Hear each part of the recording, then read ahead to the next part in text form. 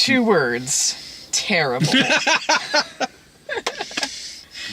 Oh, God. That was... Look, I didn't even remember the trailer. I did. I didn't remember it until you mentioned it, that you forgot it was coming out, and you're like, oh, you want to go see Wildlife? It was called Wildlife? I don't even remember the name of this. Mm-hmm. I could barely tell you a character's name in this, but I thought it was just going to be unmemorable. I didn't know it was going to be fucking intolerable. Neither did I. I went into this thinking, like, this is probably going to be this year's Rio 2, in that it's not good, but whatever. And what this movie actually is like some kind of hybrid of Norm of the North type material mixed in with the kind of quality we get out of like that Puss in Boots movie that we did with Phelan. I could tell that this was a movie that was made in Belgium and then dubbed into English later. I could tell too. Because I couldn't tell from that kind of style is what it is. It's weird. Like, it's weird to look at. Like, the movie, because I didn't know that from the trailer, but we saw that earlier. Is it just me, or did the poster look nothing like the guy in the movie? It's like they made him look like a character from Tangled or something, like kind of befuddled, handsome guy, like, oh, these animals. I don't think that was the same face, even. Well, it's also not the same title, because this movie was originally called Robinson Crusoe in 3D. I sort of understand why they changed it, because, like, fuck, this is about Robinson Crusoe. I'm not familiar with the story of Robinson Crusoe. I mean, I know you're shipwrecked, I'm sure but I don't know. I'm not familiar outside of the fact he's shipwrecked. I don't know what happens in the book. Well, now we do. But, like... This barely fucking has anything to do with them. Like, if you love animals being extremely repetitious, you still won't like this. Because they're not interesting in the slightest. And, like, if you see one scene in this movie and you like it, you're gonna see it 3 more times. Because they just keep doing the same things over and over again. Like, the cats attack 3 different times. We have to have 3 different showpieces of them attacking. This movie has 3 climaxes. Yeah, like, I kept thinking it was going to end, but it wasn't. No, it still had a half hour left. It kept going. The animation in this movie is weird because if you were to look at a still shot of it, it would look fine. Stuff like the water looks really good in this movie. Yeah. It's not like... Okay, like writing and story quality, that's what I mean by comparing it to Norm of the North. In terms of its animation, Norm of the North through and through looked like something that was made to be released on DVD. Yeah. This isn't so much the level of something like Ratatouille or something like or Little Bee or shit like that. Like this, the characters have like a lot of texture to them, enough to where it kind of goes into Uncanny Valley territory quite a bit. But when they move, it's weirdly robotic. Like, it's almost like you can see the animation program right in front of your eyes. It's like the characters look fine, but they're very robotic in how they move. There's a part in the movie where Robinson Crusoe is getting a bunch of shit out of his barrel and stacking a bunch of stuff, and it looks like in what in a Pixar movie might be like a fast motion sequence, but in this movie it's like normal, and it looks so odd. It looks like I sat on the remote and it's kind of going in 1.5 speed. That's kind of the pacing of this movie. It feels tonally the pace of this feels like something that would be put on in the background at a preschool. Like, just there for background noise, not particularly engaging, or threatening for the kids, which is weird considering how much death is in this. There is a lot of death in this movie. When this movie starts out, the movie's told in flashback, which, when the movie starts out, this ship of pirates find Robinson Crusoe hanging from a rope on the island by his waist. And so they get him and the parrot, they get him on their ship, and there's a cat that's on this ship, and like one of the pirates like kicks the cat onto like this rope, and then the cat falls. That's the last time we see that cat in this movie. Very anti-cat movie. This movie is blatant anti-cat propaganda. Every cat is evil and murderous. Yes. Even from birth. Mm-hmm. Evil and murderous. I don't know what a cat did to the writer of this movie. Like, some feral cat snuck into this guy's house and pissed on his face, and the writer of this movie never let that shit go. Because the cats in this movie are so evil that the villains are a group of feral cats, and it's like looking at a Roger Corman movie. Like, that's... Yeah, it's part of this movie is like a nature run amok movie. Like fucking like, Strays, or... It reminded me of Strays, but it wasn't funny like Strays. No. Because Strays is a horror movie, and it's funny because that's the concept they went with. Though there is some creepy parts to it. So, you know, they did the best they could with what they had. But when you're going to do, like, an animated movie like this, you can do whatever you want with it. You can make whatever animal you want the villain. You can make anything. Feral cats. Yeah, like, there could be any villain in this. Mm-hmm. And when we saw the cats on the ship, I didn't know they were setting up the villains. No. And then when they show up on the island, I leaned over to you and I was like, are you kidding me with this? That's what they're going with? Yeah, and so these cats just have a grudge against Robinson Crusoe and all of the animals on this island. They want them fucking dead. Like, they want to murder, like, they're using their claws like they're Freddy Krueger. And at one point, because it's a male cat and a female cat, and at one point the female cat just suddenly goes like, we will soon have a family to feed. Well, how many? Because they were on Cursed Island. Yeah. On Cursed Island, which was just kind of over there. Yeah. And had a bunch of bugs on it. But for some reason, them and their 10,000 kittens, I don't know how she had this many kittens, they're surviving on these bugs for how many months? Because for a cat to get that big, it'd be at least 4 months, let's say. Like, how long are they surviving there? It has to be quite a while. I mean, it seems like this movie is oddly taking place over a long period of time, judging by his hair throughout the film and the shit he builds. I love that it takes him at least 4 months to actually grow any hair. He doesn't have any stubble for a long time, though clearly, like, weeks have passed since he landed. I like when they're on the pirate ship at the beginning of the movie, what sets up the whole story, because it's being told by the parrot. The parrot who says to these two mice on the ship, the parrot says to him, you want to know the real story of Robinson Crusoe? All right, sit back. I'm about to tell you. Turns out it's not that interesting. Yeah, which is why him saying, here's what he should have said, like, you want to know the real story of Robinson Crusoe? I'm not going to tell it to you, so here's a story about me. Because the parrot's the main character in this movie. Here's a story about a bunch of fucking boring animals. And they're going to be repeating the same thing over and over again. It reminded me of that Hunchback one that Phelan reviewed.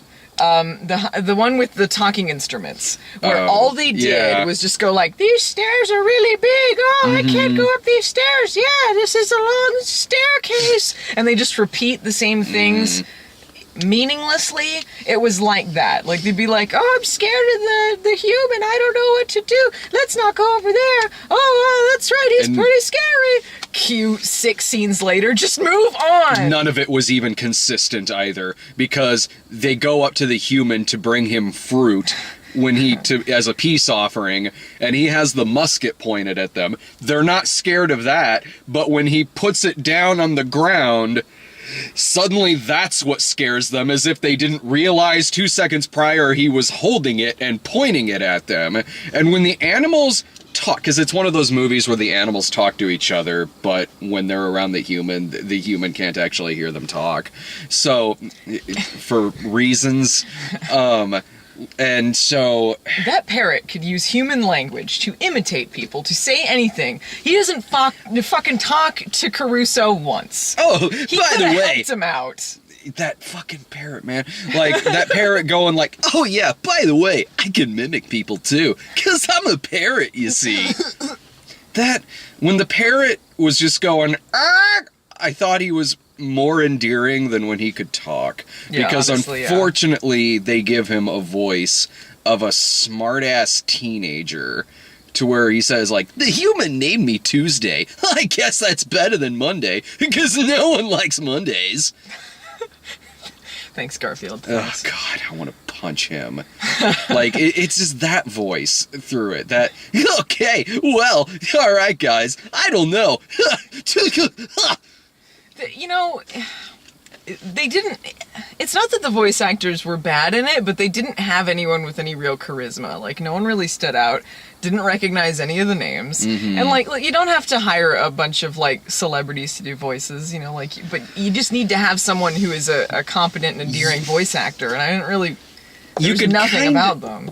You could kind of tell in some aspects, like who they would have gotten if they could. Yeah. Because that pig was like. It would have been Sassy Black Lady. It would have been like Wanda Sykes. Yeah. And if this person was still alive, that female cat absolutely would have been Eartha Kitt. Yeah. And actually, that would have actually saved the movie, He was honestly. doing an Eartha Kitt thing. Yeah. Yeah. You know, when I realized that this movie was going to be a really long sit is when the animals are taking shelter from the storm at the beginning. Mm-hmm. And there's a running joke about a pineapple, Mm-hmm. which is never funny at any point. We have a pineapple hangover. Yeah. What the fuck?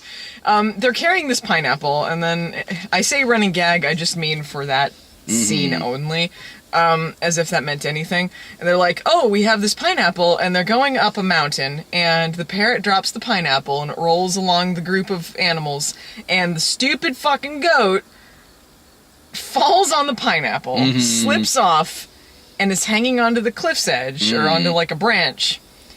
And then there is an extended rescue sequence because of a pineapple mishap Yeah. that goes on just short of forever. And I was sitting there thinking, what am I even watching? I'm watching a bunch I of almost dumb leaned over to animals you that and said the slipped on same a pineapple. thing. And not to mention the fact that there's only... I don't know where these animals came from. Yeah. There's only one of each. There's one goat, there's one pig, there's one... It was an iguana that... Is a chameleon. A chameleon. Oh, yeah, because he would like blend in sometimes. because he's the predator. Is that how chameleons work? I guess. Exactly, yeah. There's only one of each, so that's kind of interesting right there. Yeah, did they just spawn out of nowhere, or did Yeah. all of their families get sent to Curse Island? It's a prison island for animals. You're annoying. You go live over there. All right. Well, I'm gonna go live with my friends now. Bye. Fucking parrot. I knew this movie would be a long sit early on for a couple of reasons. One, this is an ugly film to look at. It is always overcast, like raining, foggy. It's not even that kind of dreary. It's just it's there's no life to it. No. It, like I said, like it's 'Cause if not. it was spooky looking, maybe it would be something. Well, yeah, if it's meant to be dark and scary or something like that, yeah, totally. Like if it's like Kubo and the Two Strings or Paranorman or something yeah. like that. This isn't that. This is like if, if Rio 2, if they wanted it to look as dreary as an episode of The Killing, for reasons. But it's dreary looking, but then they downplay a lot of the death. Like, okay, when his ship crashes, his entire crew perishes. Yeah. And he's like, I can't believe everyone's gone. It's all the acknowledgement. He didn't care. He was on that ship for months with them, okay? And he did not care. It also, one of several climaxes this film has, when they're just chucking cats left and right. They're all drowning. Yeah, I'm like, it is not showing them land. It's a Milo notice thing. Yeah. Or like the stupid actuallys we got on 9 Lives. They confirmed he was dead in the movie.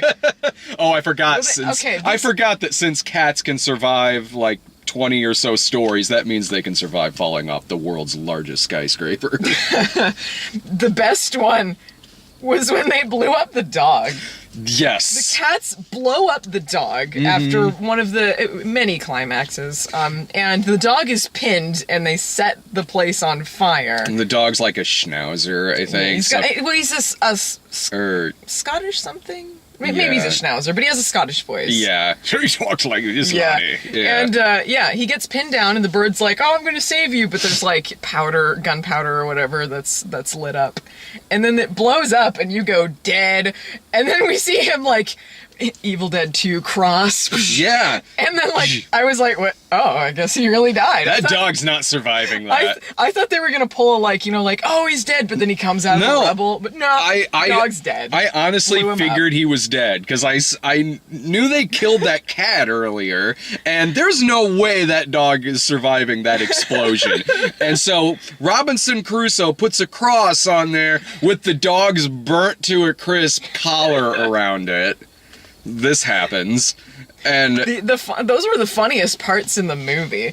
There was the theater was completely empty until like the last second, and then like a family or two came in, and I didn't hear anything from them. The only thing that they laughed at was there's like a butt joke with the pig. With the pig, because the pig's fat and eats a lot, so that's the only joke you're getting out of that character. Everyone only has one joke. Oh, the goat is old. The goat is old, and he can't see very well because he's old.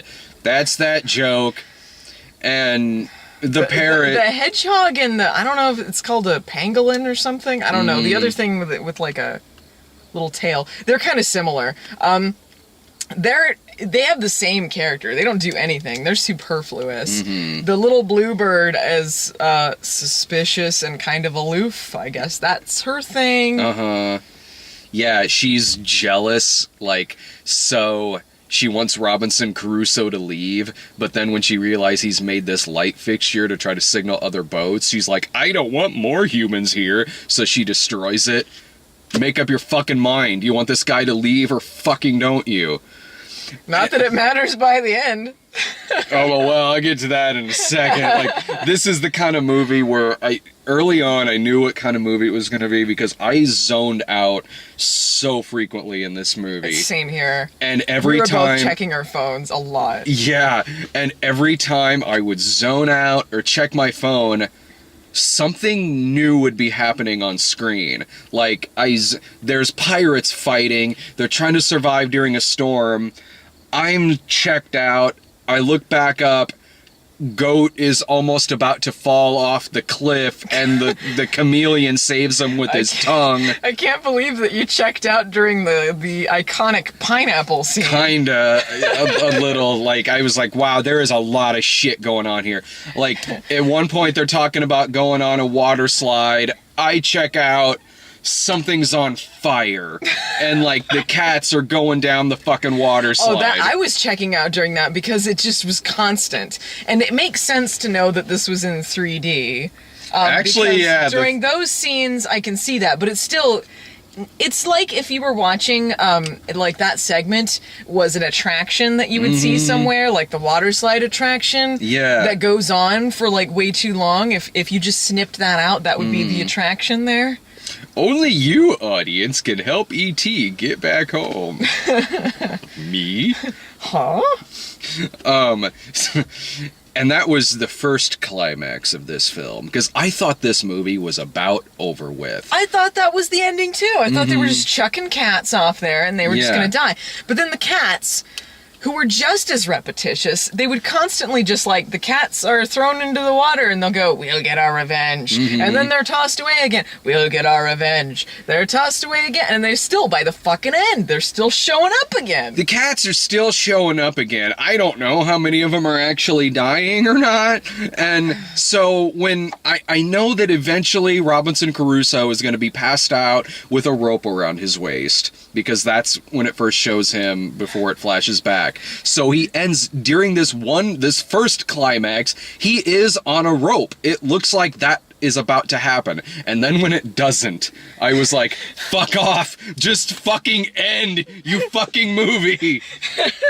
You know what I noticed through most of it was you jiggling your leg, waiting, and sighing. Yeah, I was having none of this. My fucking leg was restless as shit, going back and forth. There's stupid things with the cats, like, these bugs are disgusting. Try the red ones. They taste like chicken. Ah! At one point, I don't even remember what joke this was to, but you were like, bushwhacked. And Yeah. I'm like, it's not even a bushwhacked. Because it's not, they're not any sort of jokes at all, really. Like, it's just saying something kind of lightheartedly and then fade away. Wow, the human's taking off his skin. I've never seen that before. Who does that? I appreciated there appeared to be no pissing or farting jokes. No. There's no bodily fluid. Maybe he threw up over the side at the beginning, but Oh, he was seasick at the beginning Yeah. of it. but like at least there were no jokes. But at least it No. didn't feel like the stupid manufactured kids movie jokes, like the butt joke maybe, but which is probably why the kids laughed at it. But Yeah. there wasn't that, mostly because there was nothing to the movie. The animals in this movie are significantly dumber when they're not talking. When the animals are talking, they're having, not that they're smart, but they're having conversations with each other and like, I don't know if we should trust this human. Well, like, I don't know, he could bring us food or something, whatever. But then when they're around Robinson Crusoe and they can't talk, they are constantly fucking his shit up. Constantly. And he's like, oh, that pig destroyed my treehouse again. And he's trying to build a nest in a tree for himself, and the animals are constantly fucking it up by like chasing food or rubbing their fat ass against it, knocking it down, and he's This is one of those movies I really wish Phelan was here. yeah. Because it would have made it such a better experience. Oh, to especially be watching this. check out the crab. His name's Krabby. I'll have you know, though, he actually has a really good personality. What did that have to do with anything? Nothing. I didn't think he was called Krabby because he was angry. I thought he was called Krabby because he's a crab. But you know, the interesting thing is they can fish in this movie because fish don't matter. All other animals, you know, they can talk and they have sentience, but the fish, you can hunt the hell out of them. Yeah. It doesn't matter. Fuck They're not them. part of this island. Uh-huh. Yeah. The character design I liked the most, honestly, was the cats. Honestly, same here. I liked they were them better than anyone because they were the only ones with any personality. they were pretty consistent in their design. Like there's a part where the cat gets shot at and a bullet just goes right through. I liked their scruffy designs. Yeah, the bullet like makes this cut across the cat's head and it stays there through the movie, like, and it looks like it's infected and shit. Yeah, well, Like- and one of them gets his ear blown off, so he's got a chunk out of it. Yeah. But that was interesting. That was texture and character. Yeah. And a lot of it was just flat. Yeah, flat with their robotic movements, and then when after 2 or 3 more climaxes of these cats coming back to fuck their shit up again, because Lord knows when this fucking movie's gonna end, and then the pirates have them, so then they have to have this climax with the pirates, because the pirates aren't gonna take him back to England, and they want... It wasn't much of one, was it? Not really, With like... the pirates, it was just sort of like an oh, by the way. Yeah, well... Because the stuff with the cats, it went on forever, but it was like exciting and moved around a lot, and there was energy to it. But like the pirates, it's just sort of like, hey, you should try to steal our boat, and the parrot's like, get back over here, I'm the captain. Yeah. It's time to go back home, Robinson. And then the movie apparently runs out of money. Yeah, it just seemed like they just stopped the movie. Yeah, this movie, for as many climaxes as it has, it just ends. Like, it conceivably could have logically ended at any of its other climaxes, but the one that it went with is jarring. It reminded me of, there was a joke on Freakazoid where they do an Island of Dr. Moreau parody. And he's on the plane with all the villains, and he spends about half the episode on there, and then he goes there and he meets up with the Island of the Dr. Moreau character. And he's just like, ha ha ha, see what I've got in store. He's like, oh no, there's only like 10 minutes left. He's like, well, if you hadn't wasted so much time on the plane. Yeah. And it was like that. If you hadn't wasted so much time on this other bullshit, you could have had something happen. With the pirates, the cats, the goddamn animals fucking his shit up. Like, the first thing he should have built is a gate to keep the animals out, because they're constantly destroying his house. And so when it does end, it ends with him escaping the pirates and sailing back to the island. Credits! Gilligan never escaped the island. It was like, there was a Simpsons episode that was a parody of, like, Lord of the Flies, and then at the end they had a joke. They don't make it off the island at the end, and they have a joke, like, there's narration, it's like, oh, let's say they were all rescued by Mo, I guess, or something like that. It's like that, but genuine, not parody or satire. They go back to the island, the credits are showing, and then it's just still shots. It seems like they took storyboards from what the rest of the movie would have been, and then added them to the end. Like, they have, like, oh, by the way, then a lady pirate shows up on the island, and then, by the way, a girl bird shows up, because you don't want to think that he doesn't get in a heterosexual fucking relationship by the end. And then a hot parrot showed up. Let me tell you, ladies and gentlemen, we lived like kings. It's showing still shots of them, like, he's like eating like fruit, and then he's saying like, we had to rebuild the treehouse with some minor altercations.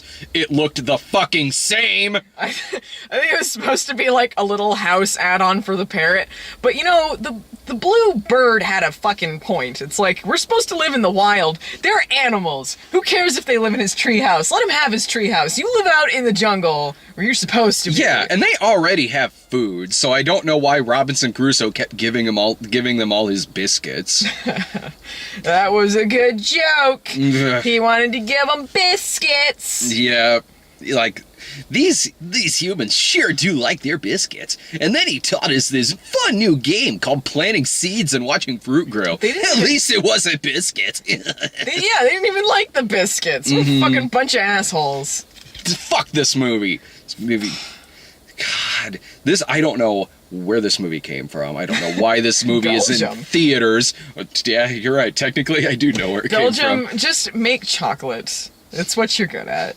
Don't send us any more animated movies. Oh, with its 1,000 production companies in front of it. Yeah, they did like 6,000 different intros for the production company, and then it went to the opening credits where they repeated them again. Yeah. I liked the one that you could tell, like, this isn't a theatrical company, because a lot of it was like Studio Canal and things that I've seen in front of movies in the theater before. There was one that I don't think I've seen in front of anything before, but it was like, oh, this is the low budget company, because it is like what you would see in front of like fucking little cars. Yeah, it reminded me of like Puss in Boots and other kind of low budget fare.